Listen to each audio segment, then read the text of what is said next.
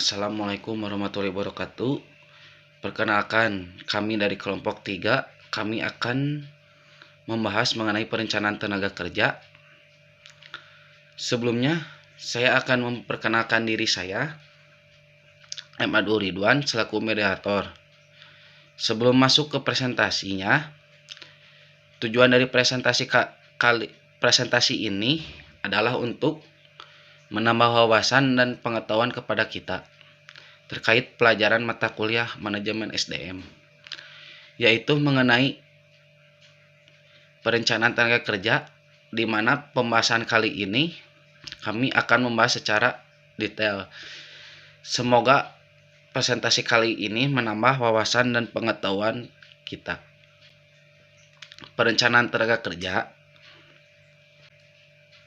Setiap organisasi mengalami perubahan tertentu, baik kegiatan penambahan dan pengurangan dalam pegawai. Perubahan yang terjadi dalam organisasi ini dapat terlihat dalam kegiatan penerimaan pegawai baru berdasarkan promosi, mutasi, maupun rotasi perubahan struktur organisasi yang mengakibatkan adanya jabatan yang kosong. Untuk mengimbangi perubahan yang terjadi, maka diperlukan kegiatan perencanaan yang merupakan suatu metode untuk mengetahui kebutuhan tenaga kerja di masa mendatang serta rencana tindakan. Pengembangan perencanaan dengan sendirinya merupakan bagian yang tidak terlepas dari perencanaan keseluruhan dan perusahaan. Pengertian perencanaan. Planning perencanaan adalah fungsi dasar atau fundamental dari manajemen, karena organizing, startling, tracking, controlling pun harus terlebih dahulu, dikarenakan perencanaan ditunjukkan pada masa depan penuh dengan ketidakpastian. Dampak perencanaan baru terasa pada masa yang akan datang.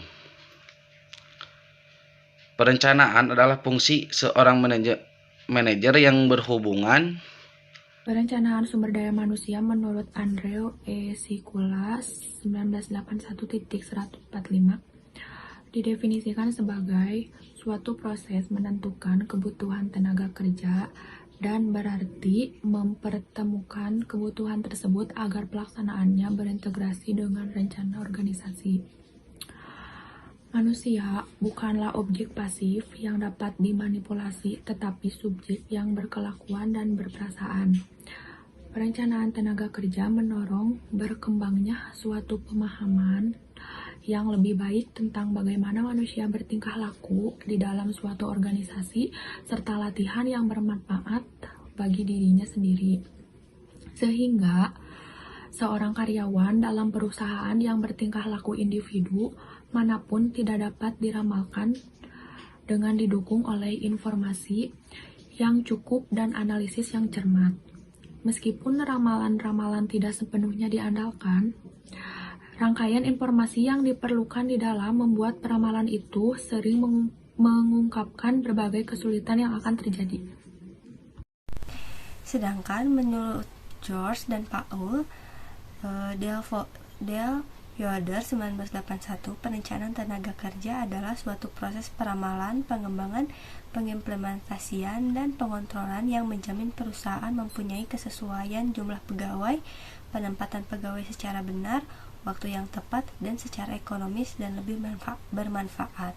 Sedangkan pengembangan karir adalah suatu proses atau kegiatan mempersiapkan seseorang karyawan untuk menduduki jabatan dalam organisasi atau perusahaan yang dilakukan di masa yang akan datang.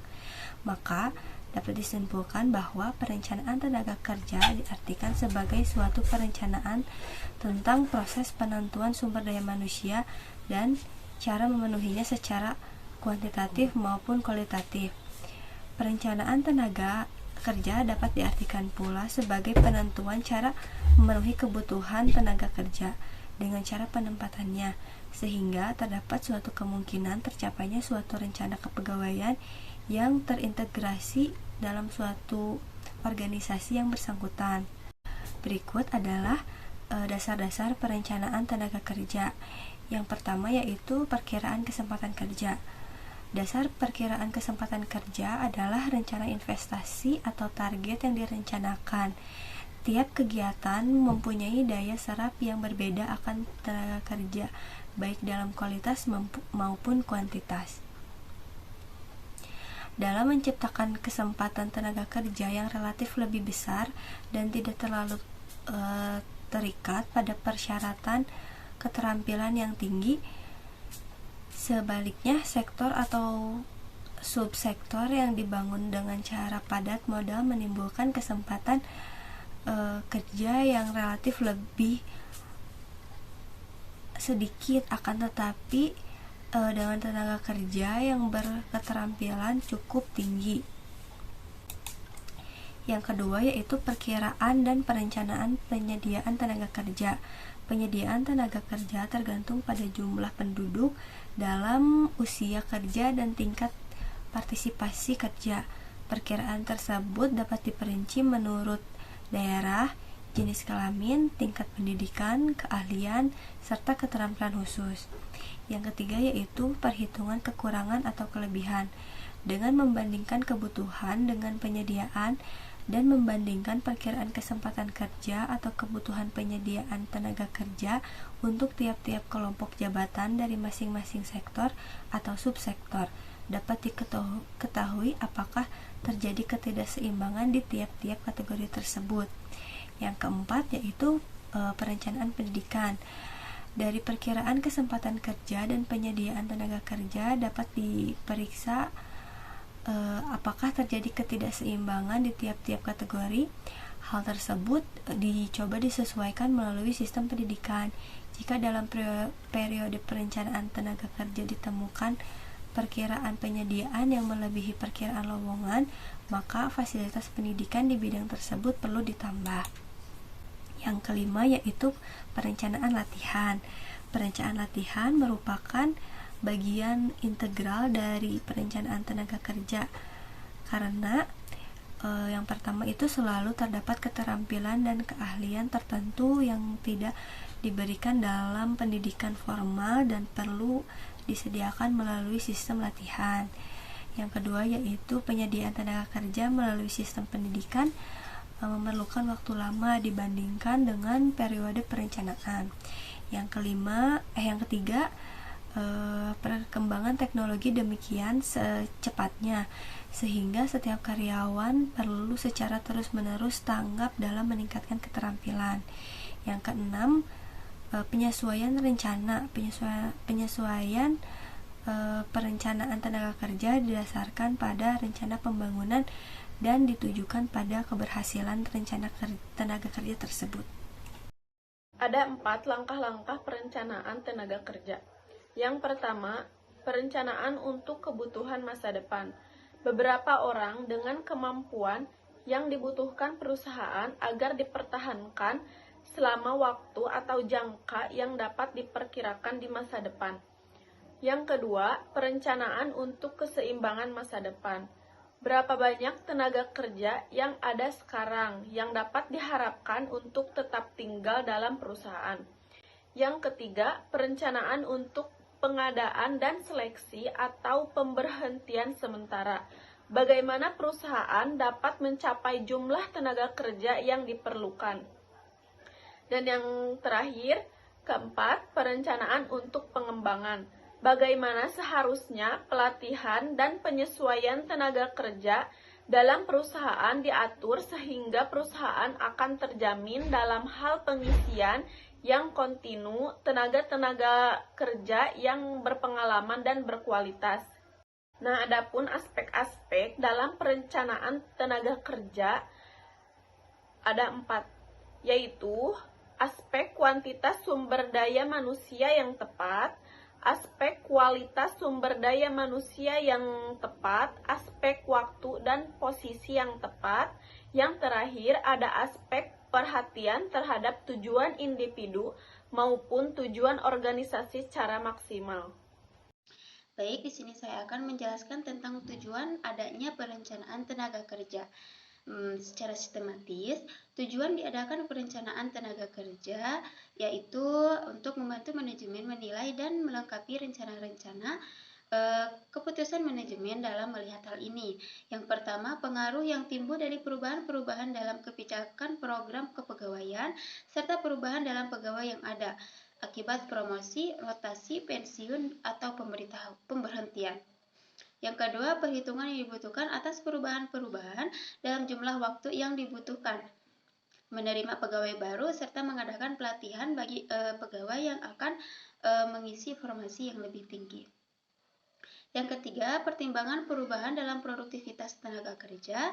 Yang keempat, pertimbangan perkembangan teknologi yang mungkin merubah tingkat-tingkat kecakapan dan besarnya kelompok kerja. Sedangkan menurut Faisal Rifai, tujuan perencanaan tenaga kerja adalah untuk menentukan kualitas dan kuantitas karyawan yang akan mengisi semua jabatan dalam perusahaan. Yang kedua, untuk menjamin tersedianya tenaga kerja masa kini maupun masa depan sehingga setiap pekerjaan ada yang mengerjakannya. Yang ketiga, untuk menghindari terjadinya mismanajemen dan tumpang tindih dalam pelaksanaan tugas. Yang keempat, untuk mempermudah koordinasi, integrasi, dan sinkronisasi, sehingga produktivitas kerja meningkat. Yang kelima, untuk menghindari kekurangan atau kelebihan karyawan. Yang keenam, menjadi dasar dalam melaksanakan mutasi dan pensiun karyawan. Yang ketujuh, menjadi dasar dan melakukan penilaian bagi karyawan. Selanjutnya, pentingnya perencanaan tenaga kerja menurut Bambang Wahyudi dilihat dari beberapa segi, yaitu dilihat dari sudut kepentingan individu tenaga kerja itu sendiri. Bagi seorang pekerja, mengetahui secara pasti rencana tentang ketenaga kerjaan dan organisasi tempat ia berada memungkinkannya untuk menyusun rencana pengembangan karir bagi dirinya sendiri. Artinya, bagi seorang tenaga kerja dalam suatu organisasi, suatu perencanaan tenaga kerja akan sangat membantu bagi dirinya dalam menentukan masa depan di dalam organisasi yang bersangkutan. Dari rencana organisasi tersebut, seorang tenaga kerja akan mengetahui bagaimana kemampuan pengembangan jenjang karirnya, kemampuan apa saja yang harus dimiliki untuk memungkinkan dirinya menduduki jabatan tertentu, dan waktu yang terbaik untuk menunjukkan atau menjangkau karir. Kedua, dilihat dari sudut kepentingan organisasi. Suatu perencanaan tenaga kerja akan membantu pimpinan organisasi dalam upaya memperdayagunakan sumber daya manusia yang ada, sehingga akan mampu meningkatkan efisiensi dan produktivitasnya dalam jangka waktu panjang. Ketiga, dilihat dari sudut kepentingan negara. Suatu tenaga kerja akan memungkinkan negara tersebut untuk mengatur program penataan dan pengembangan sumber daya manusia guna mendukung terciptanya negara sebagai organisasi yang memiliki efisiensi yang tinggi. Suatu negara yang terdiri dari organisasi-organisasi yang memiliki tingkat efisiensi yang tinggi, di dalamnya akan menyebabkan negara tersebut memiliki tingkat efisiensi yang tinggi pula, sehingga mampu bersaing dengan negara-negara lain di tingkat internasional. Sebuah rencana akan memungkinkan organisasi melaksanakan penyesuaian dengan perubahan-perubahan yang mungkin terjadi. Dengan sebuah rencana, kita akan mampu mengantisipasi kondisi bisnis yang akan datang secara lebih awal, sehingga memungkinkan organisasi melakukan tindakan-tindakan untuk mempersiapkan tenaga kerja yang dimilikinya, baik melalui pelatihan, mutasi, dan sebagainya. Disesuaikan dengan kebutuhan tenaga kerja sebagai adanya perubahan-perubahan di kemudian hari. Kemudian, sebuah rencana mengharuskan seorang manajer untuk menetapkan tujuan yang akan dicapai dengan perkembangan organisasi. Berarti kita harus menetapkan tujuan bagian-bagiannya, termasuk penetapan tujuan pada masalah ketenaga kerjaan. Dengan sebuah rencana, berarti kita memiliki sebuah standar ideal yang akan digunakan dalam melakukan tindakan pengawasan atau evaluasi. Dengan rencana tersebut, kita akan mengetahui kualitas dan kuantitas tenaga kerja yang dibutuhkan, yang tentu saja akan digunakan sebagai dasar penelitian apakah kegiatan yang dilakukan telah memenuhi standar yang ditetapkan. Faktor-faktor yang mempengaruhi perencanaan sumber daya manusia. Perencanaan sumber daya manusia sangat dipengaruhi oleh berbagai faktor, baik yang berasal dari dalam organisasi itu sendiri maupun yang berasal dari lingkungan.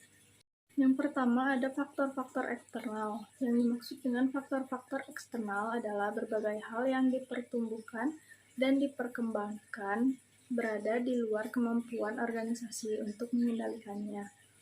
Seperti telah dijelaskan sebelumnya, menyebutkan bahwa yang tergolong faktor-faktor eksternal adalah teknologi, sosial budaya, politik, dan ekonomi. Sedangkan menurut SP Siagian dalam Faustino 2003, memperluasnya menjadi 6 faktor, meliputi situasi ekonomi, sosial budaya, politik, peraturan perundang-undangan, teknologi, dan pesaing.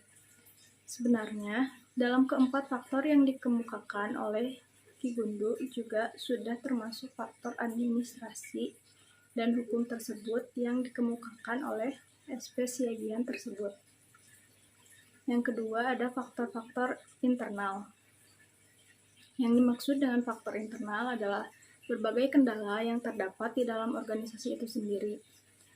Faktor internal menurut SP Siagian dalam Faustino tahun 2003 adalah rencana strategi, anggaran, estimasi produksi dan penjualan, usaha atau kegiatan baru, dan rancangan organisasi dan tugas pekerjaan.